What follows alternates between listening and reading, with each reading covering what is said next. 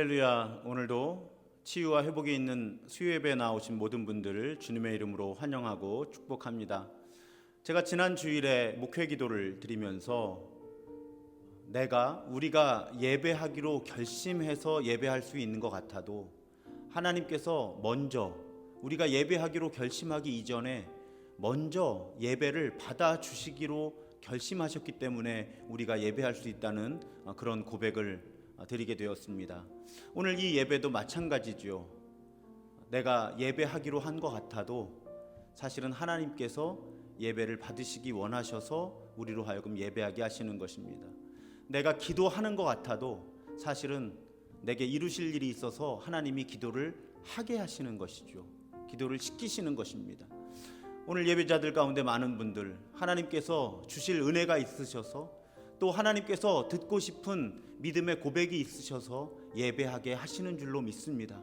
그렇게 예배하게 하시는 우리 하나님의 은혜와 사랑을 찬양합니다. 주 없이 살 수 없네. 그리고 그 사랑 얼마나 아름다운지 이어서 하나님을 찬양하겠습니다.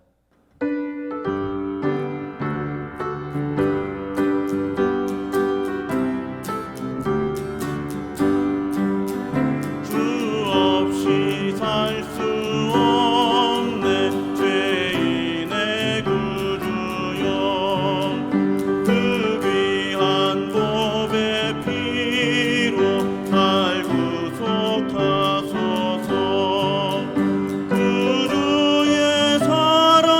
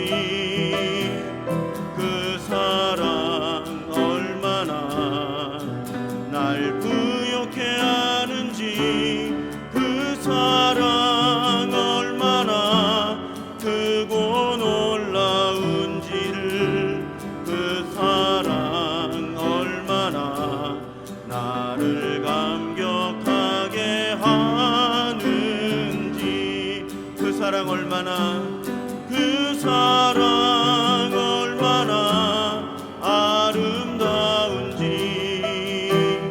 그 사랑 얼마나 날 부욕해 하는지 그 사랑 얼마나 크고 놀라운지를 그 사랑 얼마나 나를 감격하게 하는지 한 번 더 그 사랑 얼마나 아름다운지 그 사랑 얼마나 아름다운지 그 사랑 얼마나 날 부욕해 하는지 그 사랑 얼마나 크고 놀라운지를 그 사랑 얼마나 나를 감격하게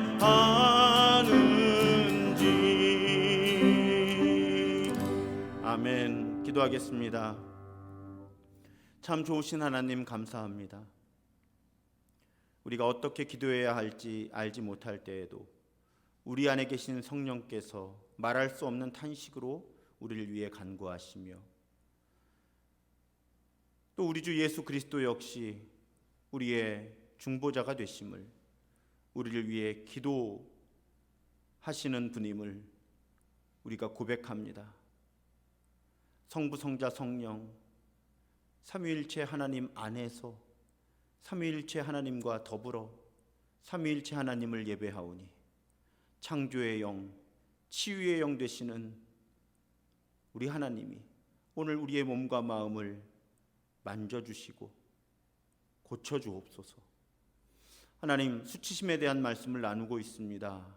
우리 안에 계신 하나님과 더불어 내 마음을 살피게 하시고 하나님께서 만들어주시지 않은 내 안에 나쁜 것들이 우리 수요, 치유와 회복이 있는 예배를 드리며 깨끗해지게 하여 주시고 하나님께서 본래 의도하신 아름다운 모습으로 새롭게 빚어지고 새롭게 살아가는 우리가 되게 하여 주옵소서. 이 예배를 통해 우리가 하나님의 이름을 높일 때 하나님 그 치유와 회복의 은혜를 우리에게 허락하여 주옵소서. 우리 구주 예수 그리스도의 이름으로 감사하며 간절히 기도드립니다. 아멘.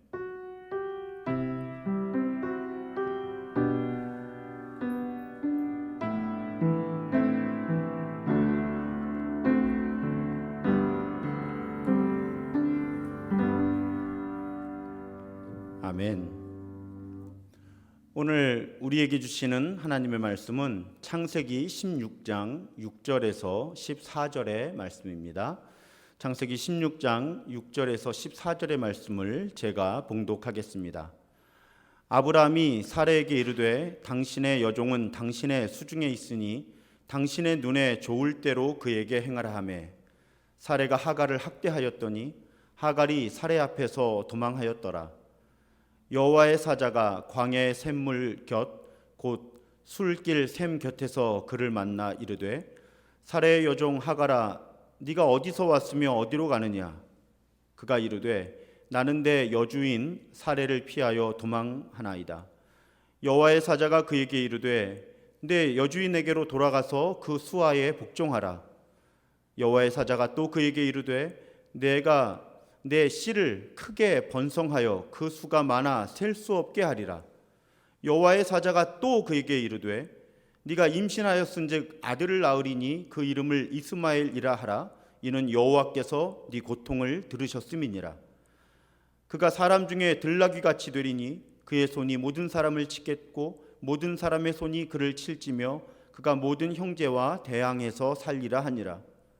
하갈이 자기에게 이르신 여호와의 이름을 나를 살피시는 하나님이라 하였으니 이는 내가 어떻게 여기서 나를 살피시는 하나님을 배웠는고 함이라.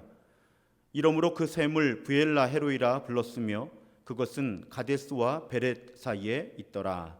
아멘. 우리 지난주부터 수치심에 대한 말씀을 나누고 있습니다. 똥덩어리 기억하시죠? 복습을 좀 해보겠습니다. 여러분, 수치심이 무엇인가요? 나를 부끄럽게 여기는 감정이에요. 그런데 얼마나 나를 부끄럽게 여기는가 하면 내가 인간 이하의 행동을 한 것처럼 혹은 인간 이하의 대우를 받은 것처럼 그만큼의 부끄러움을, 치욕스러움을 경험하는 거죠. 그런데 혼자 경험한 것이 아니라 내 주변의 많은 사람들이 그것을 알고 있고 그런 관점에서 나를 바라보고 있는 것처럼 내가 마치 많은 사람들 앞에 벌거벗겨 있는 것과 같은 그런 감정을 우리는 수치심이라고 부른다. 그렇게 말씀을 드렸습니다. 그래서 수치심을 정확하게 이해하기 위해서 죄의식과 그러니까 죄의식, 죄책감과 수치심이 어떻게 다른가를 말씀드렸죠. 좀 섞여 있기는 하지만 기본적으로 죄의식, 죄책감은 내가 무엇인가를 잘못한 것에 대해서 느끼는 감정이에요. 잘못했으니까 그 잘못한 것에 대해서 죄의식을 갖고 죄책감을 갖는 거죠. 그런데 수치심은 다릅니다. 내가 잘못한 것이 없거나 아주 적은데도 자신에 대해 부끄러움을 느끼는 감정입니다. 제가 지난주에 말씀드렸잖아요. 여성으로 태어난 것이 죄는 아니잖아요. 그런데 여성으로서 차별 대우를 받으면서 갖게 되는 수치심이 있다는 것이죠. 수치심이란 이런 것입니다. 잘못한 것과 그렇게 관계가 없어요. 그래서 또 어떤 예를 많이 드렸죠. 내가 폭력의 피해자가 될 때 분명히 폭력의 피해자가 된 거거든요. 실제로 물리적인 폭력일 수도 있지만 언어폭력 혹은 성폭력의 피해자가 되었을 때 우리는 잘못한 것이 없어도 혹은 잘못한 것이 아주 적은데도 부끄러움을 느낍니다. 그러면서 극심한 수치심의 피해자가 될 수 있다는 것이죠. 그래서 지난주에 다양한 사례들을 통해서 어떻게 우리의 일상에서 수치심이 유발이 되는지 그런 사례들을 살펴보았습니다. 혹시 지난주 설교를 듣지 못하신 분들은 여기서 멈추시고 지난주 설교를 듣고 오시는 것도 괜찮을 것 같습니다. 온라인의 유익이죠. 자, 그런데다가 구조적인 수치심이 존재를 한다고 말씀드렸어요. 누군가가 다른 누군가를 마음대로 통제하기 위해서 수치심을 이용하기도 한다. 그래서 권력을 갖고 있는 사람들이 그렇지 못한 사람들을 마음대로 움직이기 위해서 당신들은 모자란 사람이다, 부족한 사람이다, 이런 마음을 심어주기도 한다고 말씀을 드렸습니다. 슬프지만 종교 지도자들이 자신의 공동체를 자기 마음대로 움직이기 위해서 자신과 함께하는 분들을 수치심을 갖게 하는 것이죠. 부족한 사람들인 것처럼. 그런 슬픈 일들, 아픈 일들도 여전히 일어나고 있습니다. 심지어는 가정에서 부모와 자녀 사이에, 남편과 아내 사이에 누군가를 내 뜻대로 움직이기 위해서 그 사람을 아주 오랫동안 언어 폭력을 가해서 부족한 사람을 만들어버리는 거죠. 너는 부족하니까 내 마음대로 해야 해. 그래서 우리 가운데는 자신도 알지 못하는 사이, 깨닫지 못하는 가운데 수치심의 희생을 당하고 있는 그런 사람들이 많이 있습니다. 정도의 차이가 있을 뿐 우리는 수치심의 가해자 또 피해자로 살아가고 있다는 말씀입니다. 그리고 지난주 설교 마지막에서 부탁드렸죠. 과연 지금까지 내 삶에 누군가가 혹은 무엇인가가 나로 하여금 나 자신이 무가치하고 하찮고 아무것도 아닌 존재라고 믿게 만들어 왔는가? 아무것도 아무도 없다면 참 행복한 삶이죠. 그런데 이렇게 되새겨 보면 그리 큰 영향력은 아니었지만 부모님과의 관계 가운데 혹은 학교 다닐 때 친구들과의 관계 가운데 혹은 지금 일터에서 경험하는 수직적인 관계 가운데서 다양한 종류의 수치심을 경험하는 분들이 많이 계십니다. 그래서 내가 과연 어떤 종류의 수치심을 어떤 이유 때문에 갖게 되었는지를 한번 깊이 성찰해 보시면 좋겠다 하는 말씀을 지난주 설교 마지막 부분에서 나누었습니다. 이건 이 시리즈가 진행되는 동안 계속 우리에게 주어지는 과제예요. 그런데 지난주의 설교의 주제는 그 수치심이 본래 하나님께서 창조하신 그래서 자연스러운 감정인가 하는 그 질문에 관한 것이었습니다. 정답은 그렇지 않다. 창세기에 보면 본래 우리는 벌거벗었어도 부끄럽지 않은 그런 존재로 지음을 받았다. 수치심은 하나님께서 만들어주신 감정이 아니라 우리가 사탄의 유혹을 극복하지 못하고 타락하게 되면서 갖게 된 감정이다. 그래서 우리는 그 수치심 때문에 하나님과의 관계가 단절되거나 파괴되고 다른 사람들과의 관계가 단절되거나 파괴되고 무엇보다도 수치심은 나 자신을 파괴한다라는 말씀을 나누었습니다. 그런데 소망이 있죠. 하나님께서 본래 창조하신 것이 아니기 때문에 제거될 수 있는 것이다. 타락으로 인해 에덴에서 살 수 없게 된 아담과 하와에게 하나님이 가죽옷을 입혀주시죠. 그 하나님이 우리를 수치심에서 치유하실 것이다. 그래서 그 아담과 하와 이후에 사람들이 이 수치심이라는 키워드로 경험하게 되는 사건들을 오늘부터 살펴보려고 합니다. 자, 수치심과 연관되어 있는 중요한 경험은 버림을 받는 거예요. 그래서 만약에 어떤 아이가 가끔 제가 뉴스 채널을 이렇게 틀어놓고 뭔가를 하는 편인데 거기에 여러분들 많이 오해하시는데 거기 나오는 아이들이 보통 대역 배우들이 많아요. 왜냐하면 그 불쌍한 아이들의 프라이버시를 보호해 주어야 되기 때문에 그 아이는 실제 불쌍한 아이가 아니라 그 기관에서 대역 배우를 통해서 그런 분위기를 재현을 하는 경우가 많습니다. 그래도 사연을 이렇게 보거나 들으면 마음이 아프잖아요. 특히 어떤 사연이 마음이 아픈가요? 버려진 아이들, 어려서 부모가 돌볼 수가 없어서. 그러면 그 버림을 받은 경험은 평생 수치심의 아주 묵직한 재료가 됩니다. 버림받은 경험. 그런데 오늘 본문에서 우리는 버림받은 한 여인을 만나는 것이죠. 제가 이 사건을 너무 좋아하기 때문에 아마 여러분, 제가 아직 신도중앙교회에 와서 채 2년이 되지 않았지만 신방을 할 때나 혹은 수요 예배 때 여러 대화 속에서 이 사건을 언급하는 경우가 많았습니다. 하갈의 이야기죠.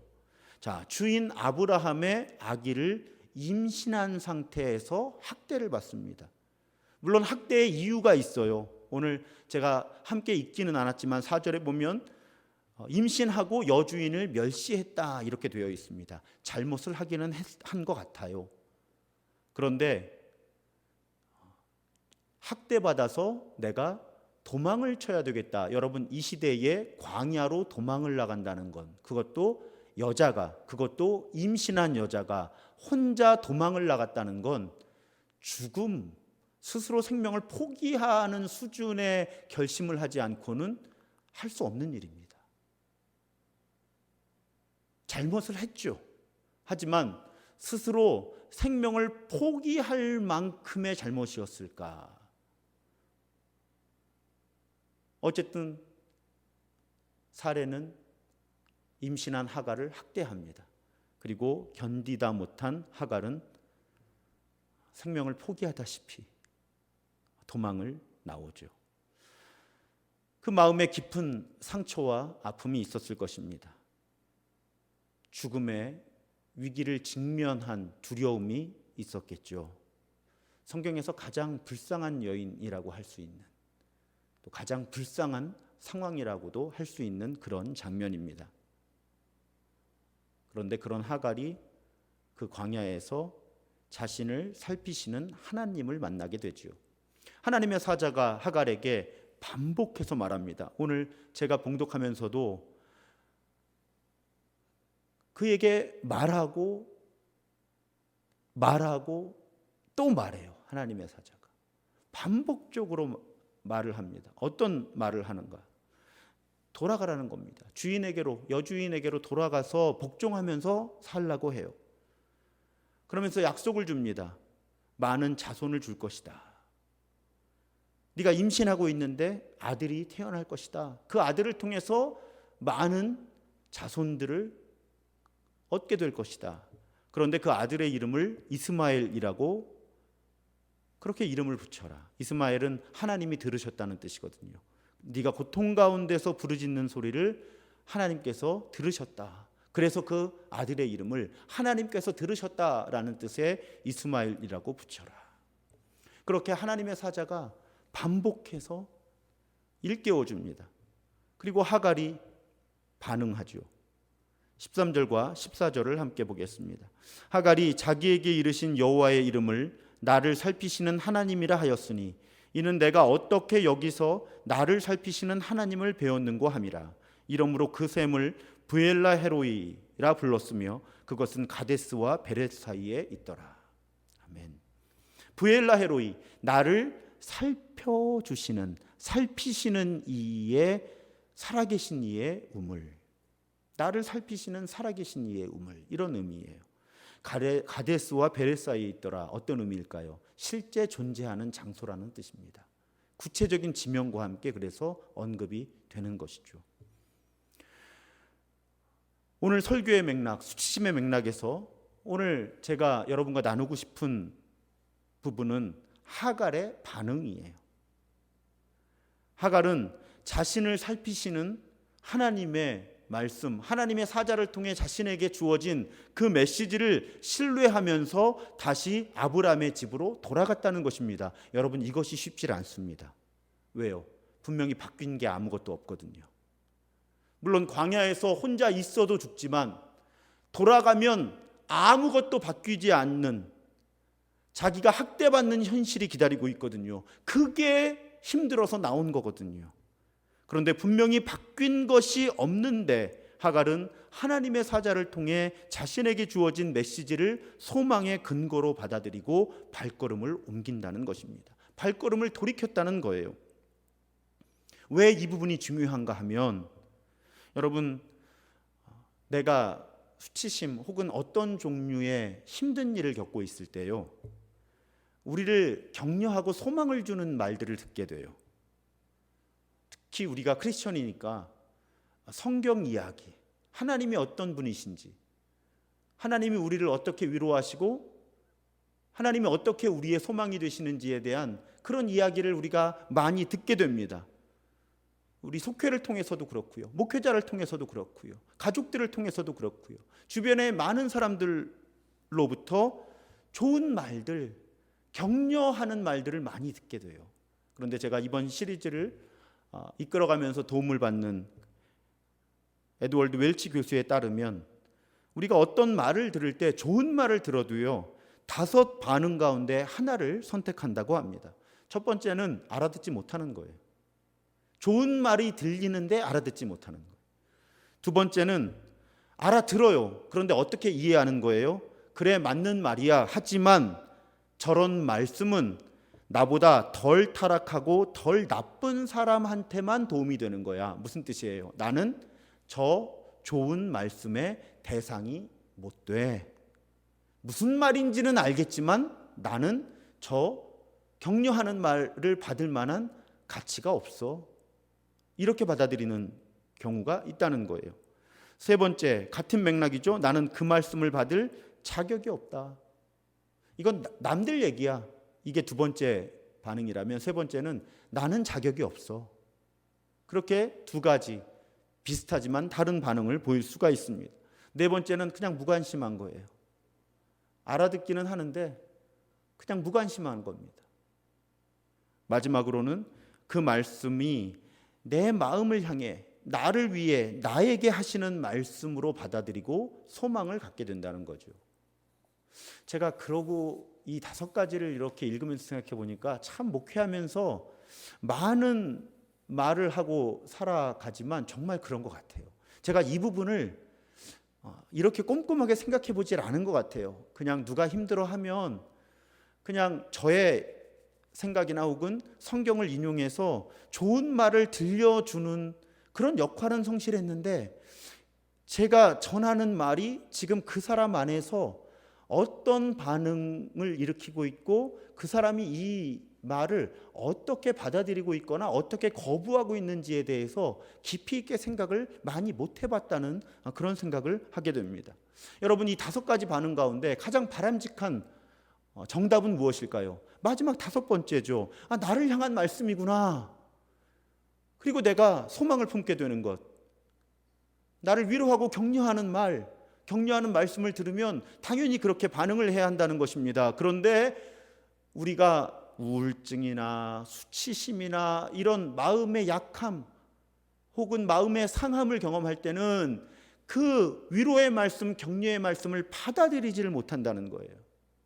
제가 최근에 한 오디션 프로그램을 보았는데 이 개념과 관련돼서 이렇게 눈에 들어온 장면이 있습니다. 여러분, 그 동영상을 다 보여드리고 싶은데 이 유튜브를 통한 방송을 할 때 저작권이 상당히 문제가 돼요. 여러분, 지난주에 우리가 배트맨 바이러스라고 하는 그 똥덩어리 그 장면을 보는데 제대로 보여드릴 수가 없습니다. 저작권 문제여서. 그래서 오늘 이 오디션 프로그램의 한 장면, 30호 가수라고 아마 지금 이 영상을 보시는 분들 가운데도 아시는 분 계실 거예요. 굉장히 유명해졌거든요.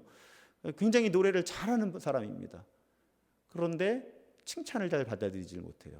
그 분에게 심사위원 가운데 한 분이 조언을 하는 그 장면, 약간 편집된 다듬은 영상으로 한번 보시겠습니다. 저 꼭 하고 싶은 말이 예, 김이나 심사위원님. 스스로가 자꾸 나한테 왜 이런 평가하지? 나 왜 좋아하지? 아니, 난 애매해. 조금 그렇게 하는 게 아마 마인드 컨트롤의 일환일 수도 있지만 30호님이 자연스럽게 애정이나 사랑이나 인정을 받아주시기만 하면 훨씬 더 멋있어지실 것 같아요. 그 벅찼던 그 의미는 뭘까요? 끝나고 인터뷰실에서 말하면 안 될까요? 지금 그럴게요. 말하다 울 것 같아가지고. 예, 알겠습니다. 제 인생에 있어서 되게 쉽지 않은 영역이거든요. 칭찬을 받아들인다는 게. 저는 제 깜냥을 잘 알고 있다. 그래서 이거 이상으로 욕심부리지 말아라 라고 항상 생각하면서 살았기 때문에 좋은 말들이 약간 항상 칭찬을 받아들여라 라고 말씀을 해주셔가지고 어쩌면 내 그릇이 조금 더 클 수도 있구나. 진짜 감사해요. 진짜 감사해요. 저 가수 30호는 사실은 이름을 말하면 개신교인이라면 대부분이 아는 그런 유명한 목사님의 아드님이셔서 또 최근에 화제가 많이 되고 있는 그런 가수예요. 그런데 오늘 영상 그 앞부분에 노래를 시작하기 전에도 계속 그런 이야기 했거든요. 본인은 애매하다. 그래서 칭찬을 칭찬으로 받아들일 수가 없는 이런 마음이 사실은 우리에게도 있기가 쉽습니다. 여러분, 이 부분을 분명히 알고 있어야 해요. 문제를 알고 있으면 극복하기가 쉬워집니다. 내가 어떤 마음에 약함이 있는지, 상처가 있는지.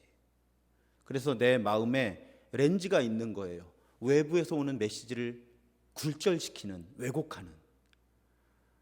그 렌즈의 존재에 대해서 분명하게 알고 있지를 못하면 주변에서 아무리 많은 좋은 이야기가 주어져도 내가 그것을 받아들일 수가 없는 거죠. 자꾸 왜곡해서 듣게 되니까. 그래서 아까 그 부분을 정확하게 지적을 받은 저 30호 가수는 그것이 폭발한 겁니다. 나에게 그런 부분이 있습니다 하고 인정하게 된 거죠. 저렇게 온 국민이 보는 방송에서 인정하게 되었으니까 아마 이름이 이승윤으로 제가 알고 있는데 저 가수는 저 문제를 적어도 한 단계는 넘어설 수 있지 않을까 그렇게 기대를 해봅니다. 그러다 보니까 하나님께서 우리에게 말씀해 주셔도 우리는 내가 그 말씀을 받을 가치가 없다고 느끼게 되는 거죠. 나는 자격이 없다고 믿게 되는 거예요. 그래서 저도 사실은 반복적으로 특히 수요 치유와 회복이 있는 예배를 드릴 때마다 여러분들에게 반복적으로 말씀드리는 성경적인 진리가 있습니다. 어떤 어려움을 겪고 있을 때 그것은 당신의 잘못이 아닙니다.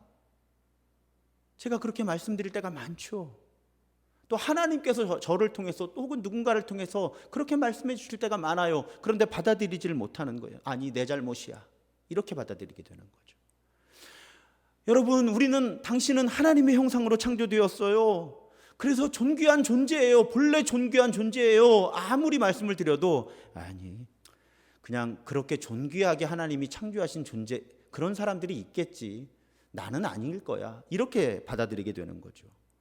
당신은 사랑받기 위해 태어난 사람이에요. 지금도 하나님과 또 주변에 당신을 사랑해 주는 사람들이 많아요. 이렇게 말씀을 드려도 아유, 목사님 잘 모르셔서 그렇지. 저는 사랑받을 자격이 없는 사람이고요. 제 주변에 저 사랑해 주는 사람 없어요. 하나님도 저 같은 사람 사랑하시지 못할 거예요. 이렇게 받아들이게 되는 거죠. 여러분, 지금 잘하고 계세요. 집사님, 권사님, 장로님 잘하고 계세요. 하나님도 지금 최선을 다하고 있다는 걸 알고 계세요. 이렇게 말씀을 드려도 아유, 목사님 그냥 나 위로해 주시느라고 하시는 말씀이지.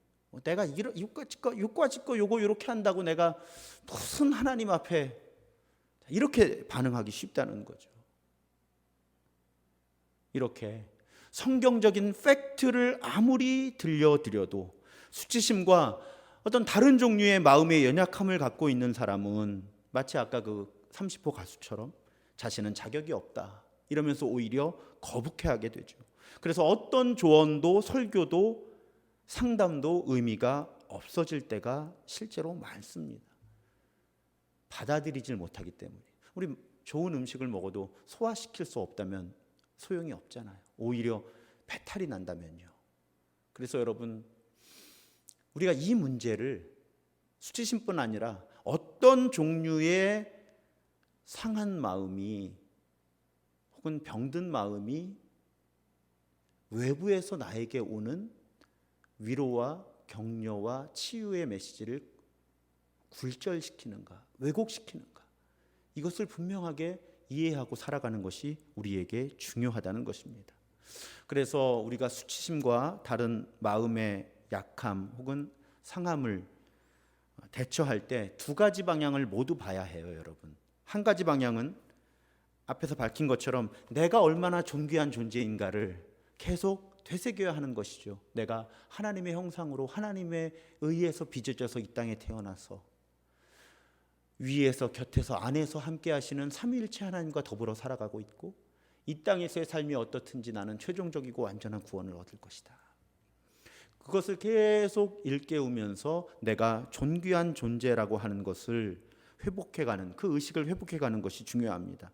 그런데 이 방향은 한계가 분명해요. 아까 말씀드렸던 그런 이유 때문에 끊임없이 자신을 자격이 없는 존재로 여기게 되기가 쉽다는 것입니다. 그래서 다른 한 방향이 필요해요. 그 다른 한 방향은 무엇인가 하면 나의 가치, 나에게 집중하는 것이 아니라 하나님에 대해 집중하는 것입니다. 하나님이 어떤 분이신지. 그래서 오늘 말씀이 의미가 있는 건 하나님은 하갈도 살피셨다는 거예요. 그러니까 이 장면에서 하갈의 가치를 회복한 게 아니거든요. 바뀐 게 아무것도 없어요. 그런데 하나님이 나를 살피시는 하나님, 내 아픔을 들으시는 하나님을 발견하게 되니까 아무것도 변화되지 않았는데 돌아갈 수 있는 거거든요. 그 학대의 현장으로. 그래서 그 학대를 직면해 나갈 수 있었던 것이거든요. 극복해 나갈 수 있었던 것이거든요. 그러니까 특히 수치심과 다른 마음의 병으로 내 안에 왜곡시키는, 굴절시키는 렌즈가 있을 때 자꾸 내 가치를 찾으려고 하면 오히려 더 늪에 빠지기 쉬우니까 나의 가치에 집중하지 말고 하갈처럼 하나님의 가치에 집중하게 된다면, 하나님이 어떤 분이신지, 그러면 우리가 수치심의 문제를 극복할 수 있는 새로운 단서가 열리는 것이죠. 하나님은 우리의 가치가 아니라 그분의 사랑으로 인해서 우리를 신실하게 사랑하시는 분이잖아요. 우리가 사랑스러워서가 아니라 그분 자체가 사랑이시기 때문에 우리를 사랑해 주시는 분이시잖아요.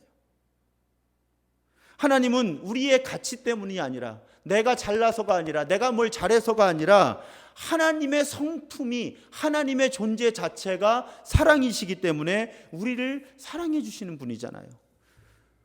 여러분, 이 말씀을 듣는 분 가운데 아빠, 엄마라면 이 말씀을 이해하시기가 조금은 쉬울 수 있어요. 엄마, 아빠가 아들, 딸을 사랑하는 마음을 생각해 보면 도움이 되지요. 자, 성숙한 엄마 아빠는 자기 자녀가 뭘 잘해서 사랑하는 게 아니고요, 그냥 자기 자녀라서 사랑하는 거예요. 어린 아이가 무슨 그림을 그리면 객관적으로 그 그림이 잘 그려서 예쁜 게 아니고요, 우리 딸이 그린 그림이라서 예쁜 거예요. 입시와 여러 가지 어려움을 겪을 때 우리 애가 전교 1등, 전국 1등이라서 격려해주고 끌어안아주는 게 아니고요, 내 아들, 내 딸이라서 격려해주고 끌어안아주는 거예요. 아들과 딸의 가치는 그 아들과 딸의 조건에 따라, 딸은 조건에 따라 그들의 가치에 의해서 결정되는 게 아니라 그냥 내 아들과 딸이기 때문에 사랑하게 되는 거죠. 그럼 하물며 하나님이 어떻게 우리를 사랑하실까? 하나님이 왜 우리를 사랑하실까? 단순해요. 하나님이 우리를 만드셨거든요. 그리고 우리를 자녀 삼으셨거든요. 그래서 하나님의 사랑은 내 가치에 의해서 결정되는 것이 아니고요, 하나님의 가치와 하나님의 성품에 의해서 결정되는 것입니다. 사랑하는 여러분, 오늘 우리가 이 하갈의 마음을 좀 품어봤으면 좋겠어요. 내 형편은 바뀌지 않았지만, 아브라함이 돌아오라고 한 것도 아니고, 사라가 돌아오면 잘해줄게라고 한 것도 아니지만, 그래서 어쩌면 광야에서 혼자 외롭게 죽을지도 모르지만 그 위험을 무릅쓰고서 도망쳐 나왔지만, 부엘라 헤로이의 하나님을 알게 되었을 때, 부엘라 헤로이의 하나님을 인정하게 되었을 때, 아, 내 고통을 들으시고 나를 살피시는 분이구나, 이 하나님이, 그것을 분명하게 고백하게 되었을 때 다시 고통이 기다리는 자리로 과감하게 돌아갈 수 있었던 그 하갈. 사랑하는 여러분, 우리도 부엘라 헤로이의 하나님을 정말로 고백할 수 있게 된다면, 내가 내 형편이 바뀌지 않아도 내가 하나님 앞에 소중한 존재임을 고백하며 내 수치심을 넘어설 수 있게 된다는 것입니다. 우리가 하갈처럼 할 수 있다면, 그렇게 하나님이 나를 살펴주시는 분, 나를 사랑해 주시는 분임을 정말로 인정할 수 있다면, 하나님, 제가 생각할 때 저는 사랑받을 가치가 없는 것 같아요. 그런데 믿어요. 하나님은 나를 사랑해 주시는 것을. 그렇게 고백할 수 있다면, 사랑이신 하나님을 인정할 수 있다면, 우리 삶은, 그리고 우리와 주변 사람들과의 관계는, 그리고 우리와 하나님과의 관계는 근본적으로 새로운 변화가 시작될 것입니다. 그렇게 하나님이 어떤 분인지 알아가면서 온전한 사랑으로 온전한 삶의 길을 회복하는 우리 모두가 되기를 주님의 이름으로 축복합니다. 오늘 우리가 함께 나누고 싶은 찬양은 하나님은 너를 만드신 분, 한 아빠가 자기 아들을 향해 불러준 노래죠. 그 가사예요. 하나님은 너를 만드신 분, 너를 가장 많이 알고 계시고, 이렇게 시작하죠. 그의 생각 셀 수 없고, 그의 자비 무궁하며, 그의 성실 날마다 새롭고, 그의 사랑 끝이 없단다. 여러분, 정말 천천히 이 가사를 묵상하시면서요, 혼자 지금 온라인으로 영상으로 예배하고 계시다면 가사를 하나님은 나를 만드신 분, 너를 나로 바꾸어서 내가 하나님 앞에 얼마나 존귀한 존재인지, 나는 수치심의 노예로 살아갈 만한 그렇게 가치 없는 존재가 아니거든요. 나는 하나님의 작품이거든요.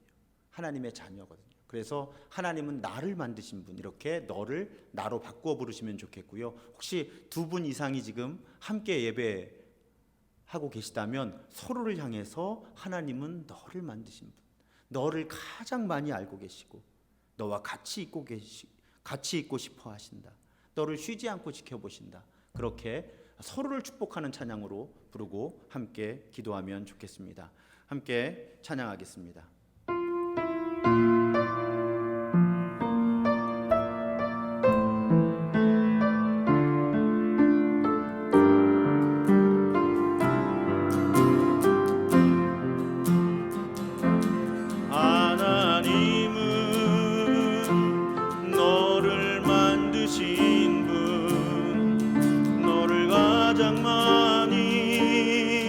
알고 계시며, 하나님은 너를 만드신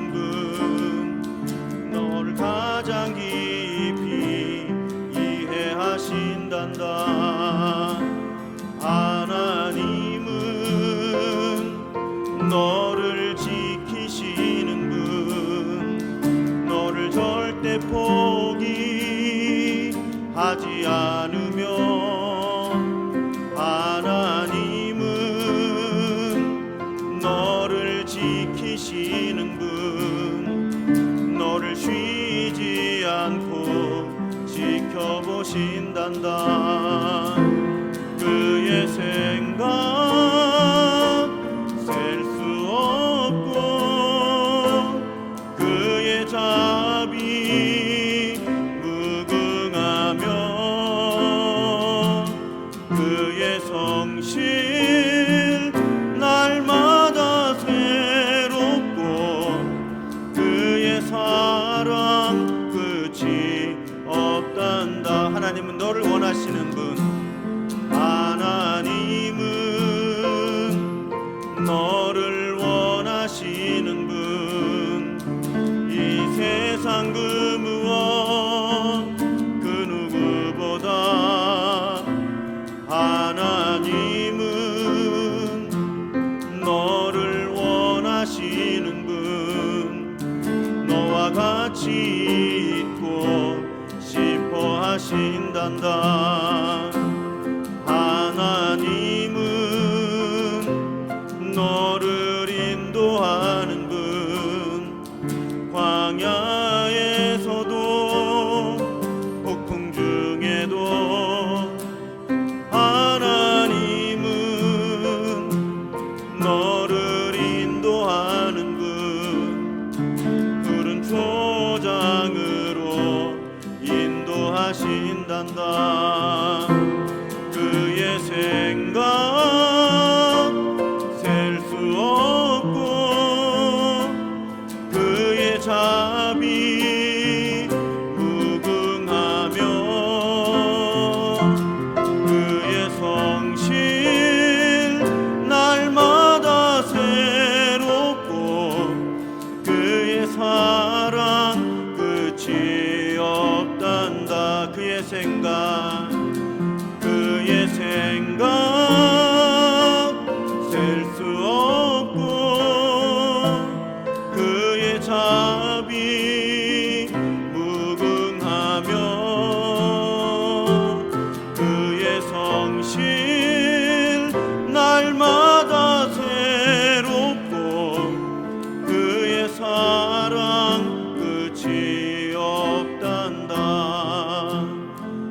이 시간 함께 기도할 때 여러분 아픈 곳에 손을 얹으시기 바랍니다. 그건 여러분의 가슴에 또 머리에 손을 얹으시기 바랍니다. 몸과 마음의 치유와 회복을 위해 하나님의 은혜를 구하겠습니다. 내 손을 통해 하나님의 치유하시는 은혜가 흐를 것입니다. 하나님께서 우리의 몸의 상함을 고치실 것입니다. 하지만 여러분 무엇보다도 여러분의 마음에 초점을 맞추시기 바랍니다. 내 마음에 하나님으로부터 오지 않은 어떤 것 때문에 내가 하나님의 은혜를, 또 내 주변 사람들과 더불어 살아가며 주고받는 그 아름다운 사랑의 관계를 누리지 못하고 받아들이지 못하고 살아가고 있지는 않은가.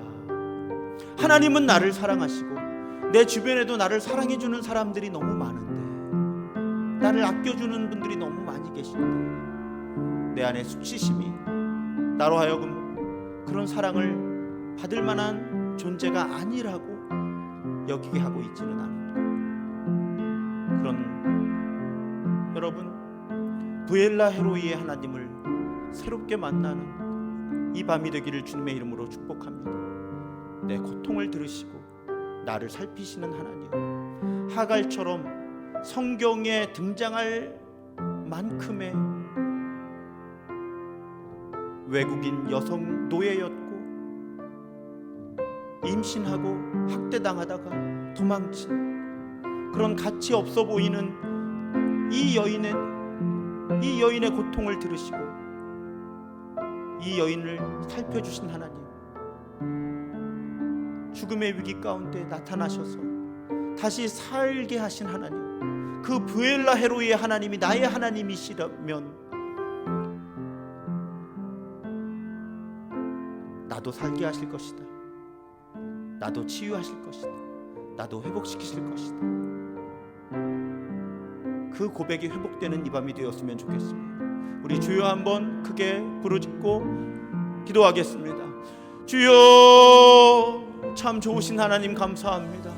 오늘 이 밤에 우리 하나님이 부엘라 헤로이의 하나님이심을 새롭게 고백할 때 하나님 나를 만져주시오.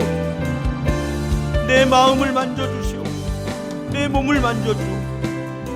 하나님, 내 몸의 모든 연약함을 아시오. 내 약해진 몸을 하나님 회복시켜주시오. 하나님, 뇌 신경계가 망가져 있습니다. 회복시켜주시오. 근 골격계가 망가져 있습니다. 회복시켜주시오. 소화기관이 망가져 있습니다. 회복시켜주시오. 순환기 계통이 망가져 있습니다. 회복시켜주시오. 내분비 계통이 망가져 있습니다. 승식기 계통이 망가져 있습니다. 하나님, 회복시켜주시오. 내 피부에 연약함이 있습니다. 하나님, 회복시켜주시오. 내 감각 또한에 문제가 있습니다. 하나님, 내 눈, 코, 입, 귀를 고쳐주시오. 그렇게 나를 회복시켜주시옵소서. 강건케 하여 주옵소서. 보지 못하는 것을 보게 하여 주시고, 듣지 못하는 것을 듣게 하여 주시고, 느낄 수 없는 것들을 느끼게 하여 주시고, 걸을 수 없던 내 몸이 걷게 하여 주시고, 하나님이 원래 창조하신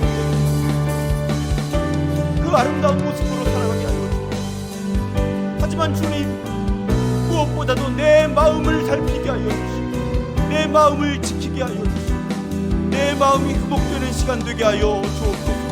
하나님, 특별히 수치심으로 인해 내가 가치 없다고, 자격이 없다고, 무능하다고 그렇게 고백하는 당신의 사랑하는 아들과 딸이 있다면, 하나님, 오늘 부엘라 헤로이의 하나님을 고백하게 된 하갈과 같이 되게 하여 주옵소서.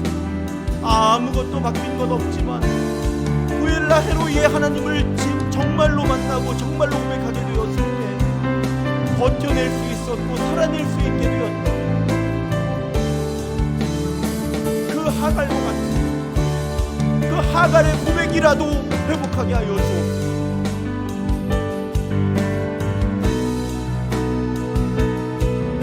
내가 하갈과 같은 연약한 사람, 내가 하갈과 같은 억압과 학대의 피해자지만 부엘라 헤로이 하나님 때문에 살아낼 수 있다는 그 고백이 회복되게 하여 주옵소서. 나 자신을 살펴볼 때 끊임없는 열등감과 죄의식과 수치심 때문에 괴롭다면 부엘라 헤로이의 하나님을 향해 시선을 돌리게 하여 주옵소서. 아무 조건 없이 나를 만지시고 나를 사랑하시고 나를 구원하시는 그 하나님이 나의 하나님, 우리의 하나님 되심을 고백합니다. 하나님, 우리로 하여금 모든 연약함을 넘어서서, 수치심을 넘어서서, 열등감을 넘어서서, 죄책감, 죄의식을 넘어서서 하나님 자녀의 존귀함을 회복하게 하여 주옵소서. 주님, 오늘 이 밤에 은혜를 허락하여 주옵소서. 나를 살피시는 살아계신 하나님을 새롭게 만나게 하여 주옵소서. 내 고통을 들으시는 이스마엘의 하나님을 만나게 하여 주옵소서. 하나님은 아브라함과 이삭의 하나님이셨을 뿐만 아니라 하갈과 이스마엘의 하나님도 되셨음을 고백하게 하여 주옵소서. 가치가 없다고 차별당하고 학대받는 사람들에게 하나님은 하나님 되어주셨고, 그들의 아픔과 고통을 들으셔서 회복시켜주시고, 하나님 오히려 누군가를 차별하고 학대하는 사람들을 심판하신 그 하나님이 나의 하나님이십니다. 그 하나님의 피조물로, 작품으로, 자녀로 살아가는 존귀한 자의 삶을 회복하고 또 이어가는 그런 우리가 되게 하여 주옵소서. 하나님, 우리가 서로를 존귀한 존재로 여기며 서로를 존귀하게 대접하게 하여 주옵소서. 그것이 하나님의 마음임을 알게 하여 주옵소서. 하나님, 내 이익을 위해 누군가를 죄의식과 수치심으로 조종하려고 하는 하나님, 그런 사람들 되지 않게 하여 주시옵소서. 하나님의 마음으로 나를 바라보고 하나님의 마음으로 서로를 바라보는 사람들 되시옵소서. 주의 은혜를 더하여 주시옵소서. 주님, 주님, 주님, 오늘 이 밤 하나님, 내 연약함을 만져주옵소서. 내 상한 마음을 고쳐주옵소서. 하나님의 영상의 온전함을 회복하게 하여 주옵소서. 하나님, 또한 우리 가족 가운데, 우리 교회의 지체 가운데, 내가 사랑하는 사람들 가운데, 혹은 나를 괴롭히는 사람들 가운데서도 하나님, 이렇게 몸과 마음에 약함과 상함을 갖고 고통받고 아파하는 사람들 위해 기도하게 하여 주옵소서. 하나님, 치유하시는 하나님, 부엘라 헤로이의 하나님을 만나 하나님, 내 사랑하는 가족들의 삶, 우리 교회 공동체 안의 지체들의 삶, 내 직장 동료의 삶, 내 친구, 친척들, 친지들의 삶이 회복되게 하여 주옵소서. 회복되게 하여 주옵소서. 하나님, 고쳐주시옵소서. 우리는 어쩔 수 없으나 하나님께서 고쳐주시옵소서. 하나님께서 만져주시옵소서. 하나님께서 새롭게 하여 주옵소서. 주님, 주님, 주님 붙들어주옵소서. 주님, 주님 붙들어주시옵소서. 주님 붙들어주시옵소서.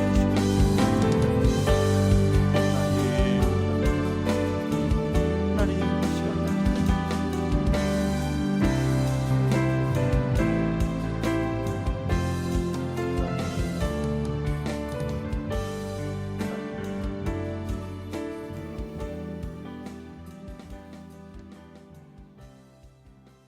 하나님, 살아가다 보면 내가 아무것도 아닌 것처럼 느껴질 때가 있습니다. 가치가 없는 사람인 것처럼, 아무도 나를 인정해 주지 않고 아무도 나를 사랑해 주지 않는 것처럼 내가 비참한 존재가 될 때가 있습니다. 하나님, 그럴 때 부엘라 헤로이의 하나님을 고백하게 하여 주옵소서. 이스마엘의 하나님을 고백하게 하여 주옵소서. 하나님이 내 고통을 듣고 계시고 나를 살펴주신다. 아무도 나를 인정해 주지 않아도 하나님은 나를 사랑하시고 나와 우리 가정을 향한 계획을 갖고 계시다. 그 부엘라 헤로이의 하나님, 이스마엘의 하나님을 고백하며 우리 마음에 있는 열등감과 죄의식, 죄책감과 수치심을 넘어서는 우리가 되게 하여 주옵소서. 아무것도 하나님의 사랑에서 나를 끊을 수 없고, 아무것도 하나님 앞에서 내가 존귀한 존재임을 망가뜨릴 수 없음을 분명하게 고백하고 살아가는 사람들 더욱 되게 하여 주옵소서. 이 시간 손을 얹어 기도합니다. 하나님, 나사렛 예수의 이름으로 고쳐주시옵소서. 회복시켜 주시옵소서. 치유하여 주시옵소서. 온전하게 하여 주옵소서. 지금은 이 땅에 오셔서 자신이 그리스도 되심을, 주님이심을 많은 사람들을 치유하시고 회복시키시며 증명하신 그 치유와 회복을 표적 삼아 주신 우리 구주 예수 그리스도의 크신 은혜와 아무것도 끊을 수 없는 사랑으로 우리를 끝까지 붙드시는 이스마엘의 하나님, 부엘라 헤로이의 하나님 되신 우리 성부 하나님의 무한하신 사랑하심과 우리 안에서 끊임없이 우리로 하여금 나의 무가치함에 초점을 맞추는 것이 아니라 이스마엘의 하나님, 부엘라 헤로이의 하나님께 초점을 맞추게 하시는 성령 하나님의 교통하심이 오늘 하나님께서 이루어 주시는 치유와 회복을 경험하고 간증하며 다시 일상으로 흩어지는 모든 예배자들 위해 이제로부터 영원토록 함께 하시기를 간절히 축원하옵나이다. 아멘.